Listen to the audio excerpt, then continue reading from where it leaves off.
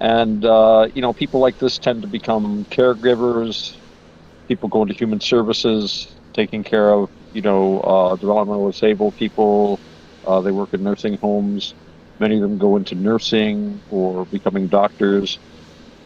And this is certainly helpful to society, but a lot of these guys doing this, many of them, perhaps most, are doing it. It's almost pathological. They're wonderful contributors to social health. I mean, my goodness, where would we be without people that were willing to put out that extra effort, willing to make those self-sacrifices? But it's coming out of a dysfunction. It's coming out of a pathological experience. And one aspect of this is that when these things happen to us as children, at least according to certain theorists, this causes physical changes. Physical changes.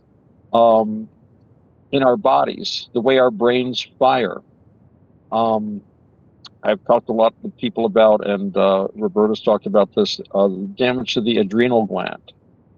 And, adrenaline is produced by the adrenal gland, and adrenaline is classically called the fight or flight hormone. Basically, it's the sort of thing that is released into our system when we need to be very alert very quickly, and it's designed for basically a primate walking down a forest trail and suddenly having a leopard jump out in front of them, sort of deal. It's designed to combat a physical necessity. It gets your body all ready to fight or to run when you need every ounce of energy, even though it's going to exhaust all your energy supplies in like 5 or 10 minutes. It turns you on. It's like overdrive, right? But when our adrenal glands are reacting not to a physical threat, but to mental formations, to the identities we take in our minds, as they call it in Buddhism sometimes, the becoming, just basically these situations in our heads, which are very powerful. It can lead to dysfunction because, I've said this before. An example is, and just a workaday example, not even anything particularly pathological, but say you're in an office, you work in an office somewhere, and your boss gets angry with you, perhaps raises his voice. Adrenaline takes over because you feel threatened. Now, rationally the boss is not going to kill you, and I hope not. It's not that kind of a job, I've worked in some odd places. But you're prepared to fight or to flee, but you can't. You're in an office. You can't punch the boss. You can't run out the door. I mean, you could do these things, but they're going to be very counterproductive. Instead, you have to absorb the physical reactions while maintaining an outer composure. And we all learn how to do this from the time we're children. And so you have this kind of adrenaline poisoning thing going on. You're getting all of these messages through your system saying that you have to prepare yourself for a physical encounter, that you have to fight, perhaps for your life, or you have to flee. And you can't do any of these things. So it's very harmful to our systems. And if you've been emotionally, physically, however abused you want to be, and this is a sliding scale, although I don't, you can't say one thing is quote unquote worse than something else, but there's so many ways that we can be harmed, especially when we're young, especially when we're children. Neglect, punishments, abuse of other sorts, physical abuse. These things can cause changes, apparently, in our physiology. And as has been said, if you lose a limb, it doesn't regrow. This is supposed to be permanent. So if your adrenal gland is damaged, it does not regain its function. You can't fix it, quote unquote. And I've always found this, I've never liked this. And I've had a lot of resistance to this idea because it seems very deterministic. It seems very reductionist. And I shy away from determinism and reductionism. Because that's saying to me, I've had a very terrible childhood. My adrenal gland, for example, is damaged. It will not function again. And my first thought is, well, how can I get it to function properly then? So that it's repaired, so that I don't have to cope with these wild hormonal surges at inappropriate times. And the answer is you can't. So from that, I just took, whoa, well, okay, the message here is you're basically broken, right? You can't do anything, so don't bother to do anything. Just be that way. And I never liked that. It always seemed like a message of hopelessness and helplessness. But in the discussion today with Roberta and Satori, they took it a little further, further in ways that I've kind of shied away from going, that I haven't really looked at too hard. And basically, I'm gonna, the best thing I can do is quote here. This is something that Bob said to me earlier today. She wrote, as Satori says, we are all fallen angels. Healing means picking yourself up, dusting yourself off, and limping on. An amputated limb does not regrow. A damaged adrenal gland does not regain function, so you do the best you can with what you have. And then she says, because life is short and death is a long, long time. Something that we can all agree with, more or less, even a Buddhist. And Satori chimes in with, and this is not this is not a new metaphor, but when life gives you lemons, you make lemon cakes or suck on them so you don't get scurvy. And he goes on, and I will read a little bit so that you can get a sense of his poetry.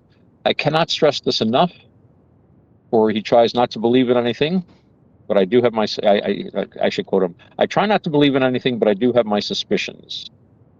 And things of the soul, the only thing that seems to help me feel whole, it's when I cut all those threads of illusions and turn all that soul-crushing thing of reality into obsidian butterflies, whole dark stars, those precious souls that are not here anymore. The ones you hold deep within, those dark stars will probably in the end collapse us under the weight of cosmic love. But then he says, healing is just dragging our dying corpse across the finish line. Death stalks us all paths are folly, so what does one do? The Toltec dreamer laughs and then cuts the self so that it can hear the heartbeat of the universe.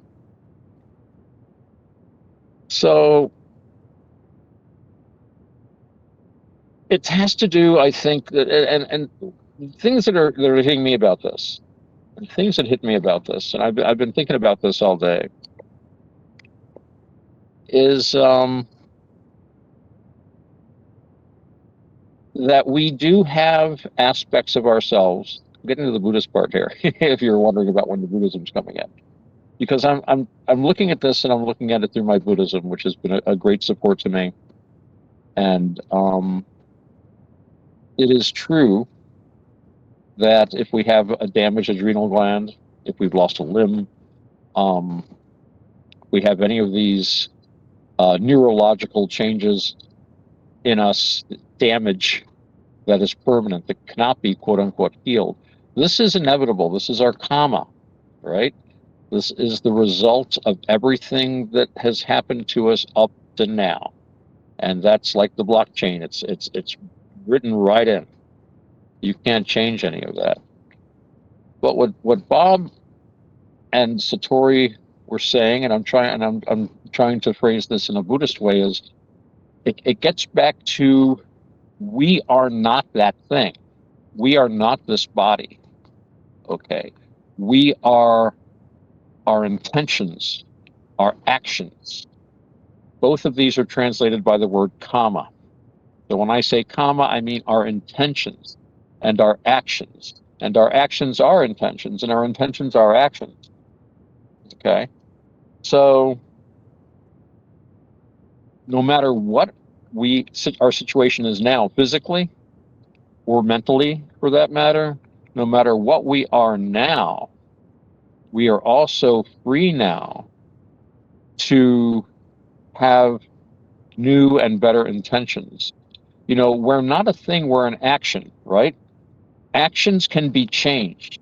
I do not have to act in accordance with my previous programming. I do not have to act in accordance with what I have thought up to now. I can instead look at things with a better framework, with a better way of defining things, with a better paradigm, and make my choices that way. And it gets back to what we were saying the other night, Raj, about the present moment is composed of the results of our previous intentions, actions, comma, whatever, everything that's happened to us, basically, right? Our current intentions, our current actions, and the results of those actions. Now, those results you can't change, right? And the previous results you can't change from previous intention, right? And also the results that you get now. But in the present moment, right now, you can change those intentions. You have control over that, no matter what your past karma is, no matter what your situation is now that's the result of the past things that have happened to you. The future is unwritten. The future is completely unwritten. And by not focusing on what has been and saying to yourself, this is the eternal template, I have to do that, that's just locking yourself in prison. That's just imprisoning yourself. And I think that's what Satori means when he's talking about cut, cut, cut, cut. Although it's very difficult to understand the bee shaman sometimes. His poetic vocabulary is deep, and I have made something of a study of it, but it's like with all great thinkers, they have several levels of meaning. But we need to cut ourselves away from that. And in this moment, our present intention, our present action, our present karma, okay, our present being will change the future. Well, Roger, I think I'm getting a signal from Shambhala International Airport, so I think we're going to be starting our approach pattern. So, ladies and gentlemen, I am going to turn off the smoking lamp. Stewards will be by to collect rolling papers, hash pipes, or anything else you might have. The seatbelt light is now lit. This is where sound effects could do a little. And please return your seat to an upright position. We're making our approach to Shambhala International Airport at an undisclosed location in either the Himalayan or Himalayan mountains. The weather there is, as always, perfect because it's a large underground city leading to the secret caverns of the inner hidden hollow earth. But that's another story for another show. I'd like to thank everyone who took the time to listen, and thank especially people that are still there after hearing the beginning of this and they're still with us. But before we go, we should be sharing our socials. Roger, why don't you start with that and tell people how they can contact you, the great Roger Hansen. If you want to contact me, you can find my community on Teams. It's Roger's Hangout. You can also find Roger's Hangout on Element Matrix. Besides those, I do have the wonderful World of Weirdness, which is on Discord. You can find me there as well. Now, when it comes to platforms, the only two that I go to is X, Roger Hansen, at ROGLOL1973, and mine's at Roger_Hansen. And of course, you can take a look at some of my thoughts and ideas at my website, navakavada.org. That's NAVAKAVADA. It's spelled just like it sounds. We also have Navakavada on YouTube, and there's also a BitChute channel. You can find me on minds.com, Otto X. And also, you might just run into me down at the corner. You never know. Well, we're beginning our final descent. I see the doors are opening on the side of the mountain. And yeah, so I'm going to sign off now. Thanks, everyone, for being part of our show. Looking forward to having you back next week on Tuesday. And until then, peace all. Peace.